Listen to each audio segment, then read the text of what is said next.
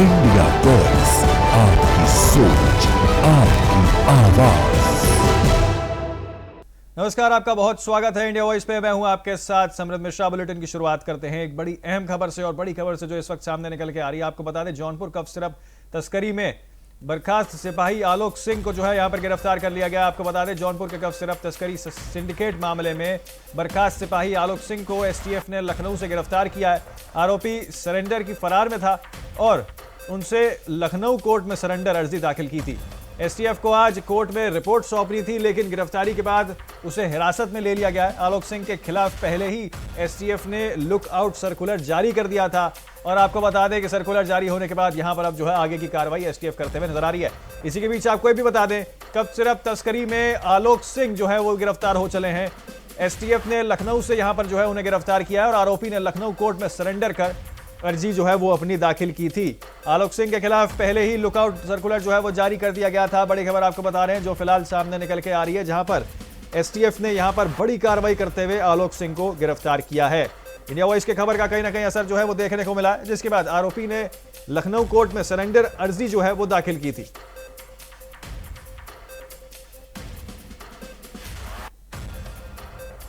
आलोक सिंह के खिलाफ पहले ही लुकआउट सर्कुलर जारी कर दिया गया था, और उसके बाद अब आपको बता दें कि यहां पर जो है अब इंडिया वॉइस की खबर के असर का इस तरीके से पड़ा है कि यहां पर एसटीएफ ने कार्रवाई करते हुए उसे गिरफ्तार कर लिया है, और उसने भी यहां पर जो है सरेंडर की अर्जी जो है दाखिल की थी।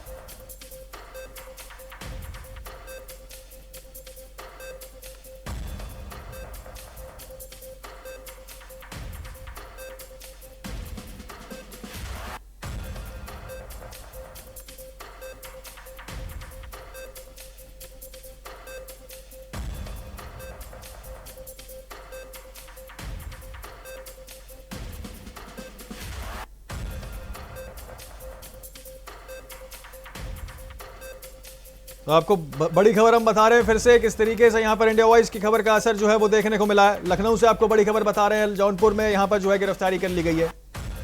इसी के साथ कफ सिरप तस्करी मामले में आलोक सिंह को यहां पर जो है गिरफ्तार कर लिया गया है।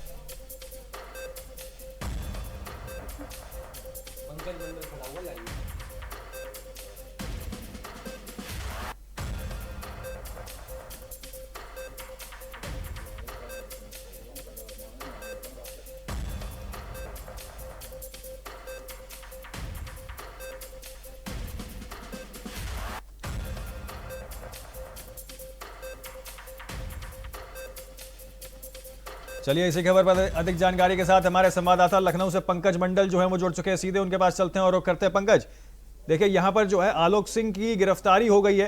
कहीं ना कहीं एसटीएफ ने अब यहां पर बड़ी कार्रवाई की है, और कफ सिरप मामले में अब तार और खुलते हुए नजर आ सकते हैं। देखिए, बिल्कुल कफ सिरप मामले पर आलोक सिंह की गिरफ्तारी, यानी कहिए कि जिस मामले को लेकर तमाम सारी जांचें चल रही थी, उसके बाद तमाम यानी 90 से ज्यादा एफआईआर हो चुके हैं, तमाम लोग गिरफ्त में भी है। ऐसे में जो पुलिस विभाग से जो रिटायर्ड आलोक सिंह से जो रिटायर्ड सिपाही है आलोक सिंह, उसको कहीं ना कहीं वो हाई कोर्ट में सरेंडर करने के फिराक में था। यही वजह है कि वहां से पुलिस ने एसटीएफ ने उनको धर दबोचा है।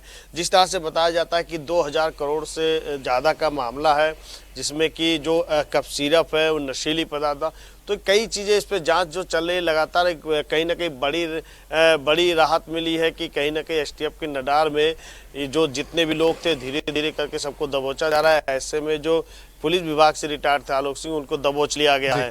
अब उससे पूछताछ की जाएगी, उससे आगे के तार जोड़े जाएंगे कि इनके साथ और भी कितने लोग जुड़े हैं, और कहीं ना कहीं इनके पास जो मोबाइल बरामद हुई है, और कहीं ना कहीं इससे जो और सामान उस पर जांच होगी, और जांच पे आगे क्या निष्कर्ष निकलता है ये देखने वाली बात होगी।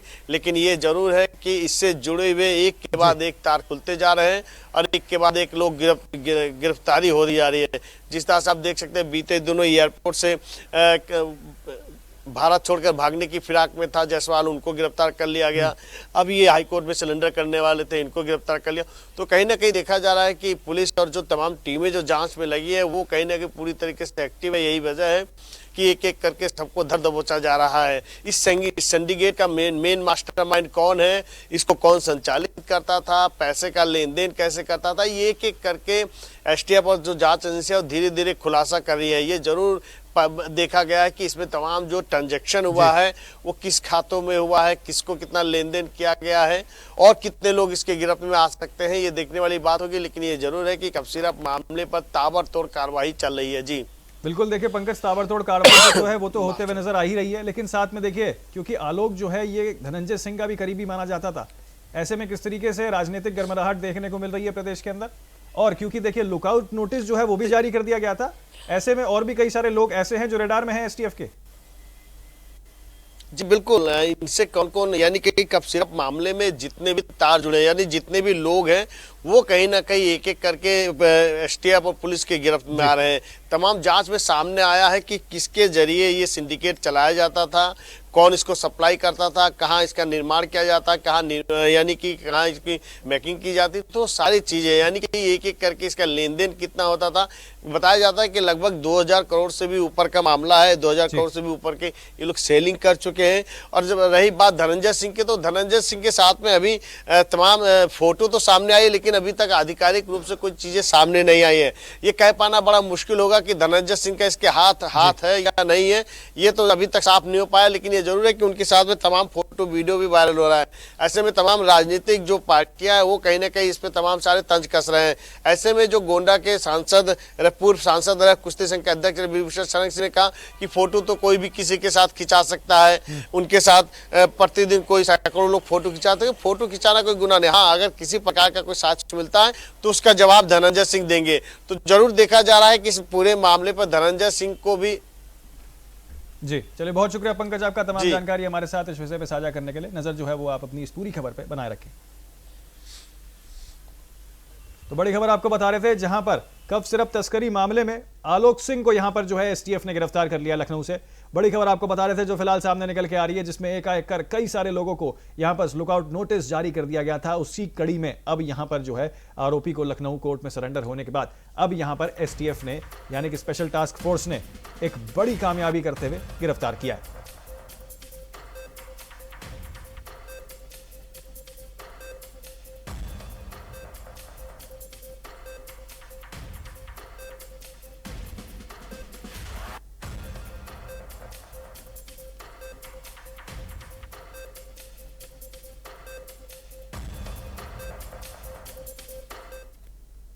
आगे बढ़ते हैं बाकी खबरों की ओर। कुंदनपुर क्षेत्र के किशनपुर खेल मैदान में देहात जिला अध्यक्ष भानु प्रताप सिंह की अध्यक्षता में कांग्रेस कार्यकर्ताओं की बैठक हुई है, जिसमें आगामी 4 सितंबर को सौगान में विरोध प्रदर्शन करने का निर्णय लिया गया।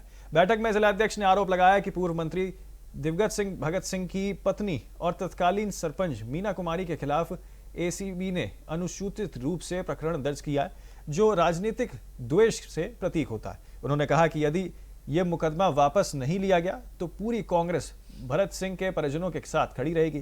कार्यकर्ता 4 दिसंबर को नासियाजी बाग से जुलूस के रूप में रवाना होकर पंचायत समिति पहुंचकर विरोध दर्ज करेंगे।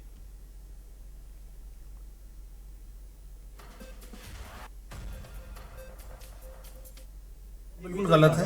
100 रुपए का मैं पट्टा जो दिया है उसका जो इसी में मुकदमा दर्ज किया पूर्ण रूप से गलत है। भरत सिंह ने अपनी काफ़ी समय रहते हैं अपनी काफ़ी सारी जमीन ग्राम पंचायत को दान करी, जिसमें भी आज हॉस्पिटल बना हुआ है। काफ़ी सारी जो यहाँ पे जो संपत्ति है वो यहाँ के जो लोकल जो लोग हैं ग्रामवासी उनके काम आ रही है। तो इसी में एक झूठा मुकदमा दर्ज किया है ग्राम पंचायत समिति द्वारा। उसका पूर्ण रूप से कांग्रेस के कार्यकर्ता गांववासी सब विरोध करते हैं। देखिए, ये कांग्रेस कार्यकर्ताओं की मान और प्रतिष्ठा का भी सवाल है। हम भव्य रूप से संयमित होकर हम प्रदर्शन करेंगे, लेकिन अगर भारतीय जनता पार्टी की सरकार ने तानाशाही पूर्ण रवैया अपनाया तो उसका भी डटकर मुकाबला करेंगे। नजीराबाद सिटी थाना प्रभारी के रूप में पंकज कुमार ने पदभार ग्रहण करते हुए थाना परिसर और संवेदनशील क्षेत्रों का निरीक्षण किया। उन्होंने सुरक्षा व्यवस्था मजबूत करने और अपराध पर बढ़ते हुए अपराधों पर नियंत्रण और हाल ही में चोरी की वारदातों में शीट खुरासे की प्राथमिकता इसे बताया। कुमार ने सूखे नशे के प्रचलन पर पूरी तरीके से अंकुश लगाने की अपनी पहली जिम्मेदारी बताया। उन्होंने पुलिस जन सहयोग बढ़ाने और नियमित गश्त से असामाजिक तत्वों पर निगरानी तेज करने की भी बात कही है। स्टाफ को टीम वर्क और जिम्मेदारी के साथ तत्परता से काम करने के निर्देश भी यहां पर उनकी ओर से जारी किए गए। स्थानीय नागरिकों ने नए प्रभारी में सुरक्षा व्यवस्था को लेकर नई उम्मीद देखी जा सकती है।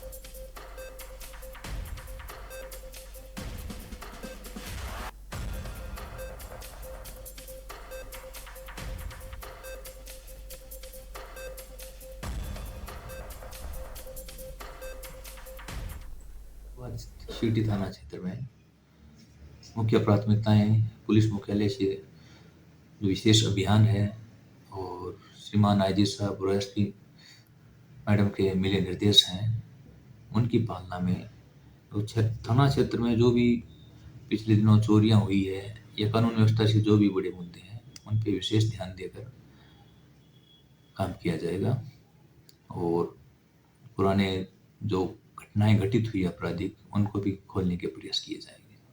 तो वाराणसी में काशी तमिल संगम 4 को लेकर आपको बता दें कि तमिलनाडु से पहुंचे छात्रों का जत्था है वो यहां पहुंच गया है। काशी तमिल संगम में चौथे संस्करण के तहत तमिलनाडु से आए छात्रों का जत्था आज वाराणसी पहुंचा। बनारस रेलवे स्टेशन पर इसका डमरू, ढोल, नगाड़ों और पुष्प वर्षा के साथ जोरदार स्वागत किया गया। कुल 216 छात्र का दल कन्याकुमारी से अपनी यात्रा शुरू कर वाराणसी पहुंचा है। यात्रा के दौरान ये सभी छात्र आज काशी विश्वनाथ मंदिर के दर्शन करेंगे। इसके बाद शाम को नमो घाट पर आयोजित सांस्कृतिक कार्यक्रम में भी भाग लेंगे। इस कार्यक्रम का उद्देश्य काशी और तमिल संस्कृति के इतिहास संबंधों को और मजबूत करना है।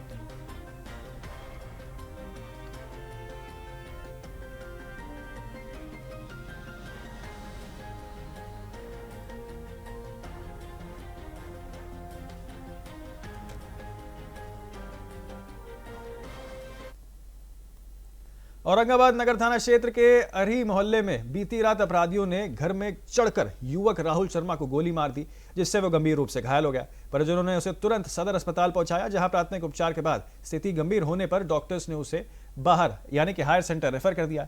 घायल राहुल ने बताया कि वह अरही स्थित डेरा से जैकेट लेने गया था, तभी घात लगाकर बैठे चुन्नू पांडे और अंकित पांडे ने उस पर 4 गोलियां चला दी, जिसमें 3 लोग उसमें घायल हो गए। और आपको बता दें कि उसे लगी गोली भी लग गई है।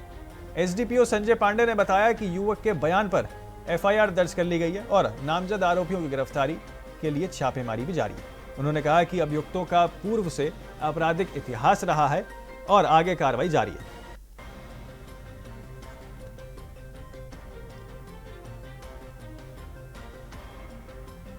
तो बिजनौर के शेरकोट थाना क्षेत्र में नेशनल हाईवे 74 पर मुबारकपुर कंडे के पास भयंकर सड़क हादसा हुआ।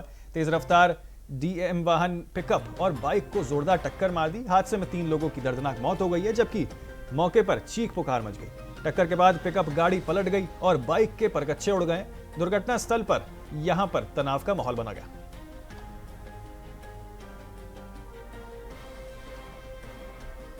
तो बाइक के परकच्चे जो है वो उड़ गए, जिसकी तस्वीरें आपको दिखा रहे हैं किस तरीके से यहां पर वाहन ने पिकअप और बाइक को टक्कर मार दी, जिसमें तकरीबन 3 लोगों की घायल होने की खबरें जो हैं वो फिलहाल सामने निकल के आ रही हैं। इस हादसे में 3 लोग जो हैं उनकी दर्दनाक मौत हो गई। लेकिन इसी बीच आपको बता दें कि बाइक के परकच्चे भी उड़ गए हैं, जिसकी तस्वीरें आपको दिखा रहे हैं। कहीं ना कहीं पूरे इलाके में एक तनाव का माहौल इस घटना के बाद देखने को मिला है।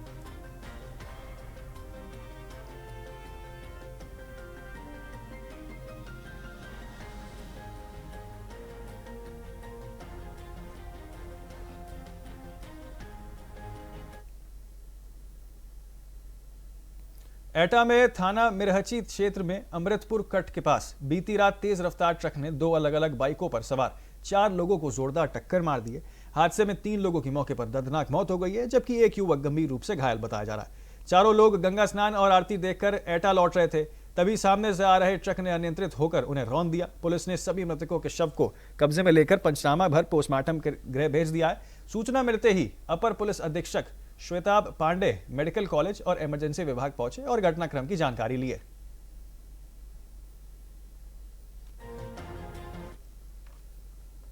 कासगंज एटा हाईवे पे एक ट्रक से बाइक सवारों का एक्सीडेंट हुआ था जी, जिसमें 3 लोगों की डेथ हो गई है और एक व्यक्ति घायल है, वो उपचाराधीन है, उसकी स्थिति ठीक है जी। इसमें ट्रक को पकड़ लिया गया है, इसमें आवश्यक विधिक कार्रवाई की जा रही है। खबर हमीरपुर से है, जहां सुमेरपुर थाना क्षेत्र के मोहिया गांव के पास बुधवार सुबह सड़क हादसा हो गया। बाइक सवार 2 युवक और ई रिक्शा के बीच जोरदार टक्कर हो गई।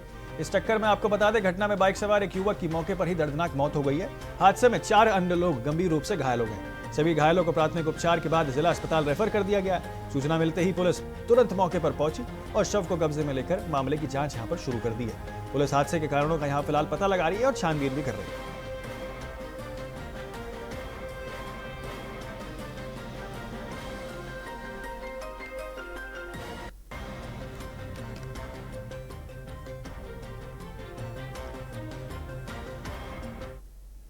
खबर सीतापुर से है, जहां खैराबाद थाना क्षेत्र में एक दर्दनाक सड़क हादसा सामने आया है। तेज रफ्तार डंपर ने सड़क पर चल रहे एक साइकिल सवार को जोरदार टक्कर मार दी। टक्कर इतनी भयंकर थी कि आदमी को कुचल दिया गया। हादसा इतना गंभीर था कि मौके पर ही अफरा तफरी मच गई। स्थानीय लोगों ने घायल को तुरंत CHC में जिला अस्पताल रेफर कराया है, जहां उसकी हालत बेहद नाजुक फिलहाल बताई जा रही है। लेकिन दुखद खबर यह है कि इलाज के दौरान उस व्यक्ति ने दम तोड़ दिया। फिलहाल पुलिस मौके पर पहुंच चुकी है और आरोपी डंपर चालक की तलाश में छापेमारी की जा रही है। घटना के बाद क्षेत्र में लोगों में गुस्सा भी देखने को मिल रहा है। तेज रफ्तार का कहर इस तरीके से था कि हादसा इतना भयंकर रहा कि युवक मौत के घाट यहां पर उतरते हुए नजर आया।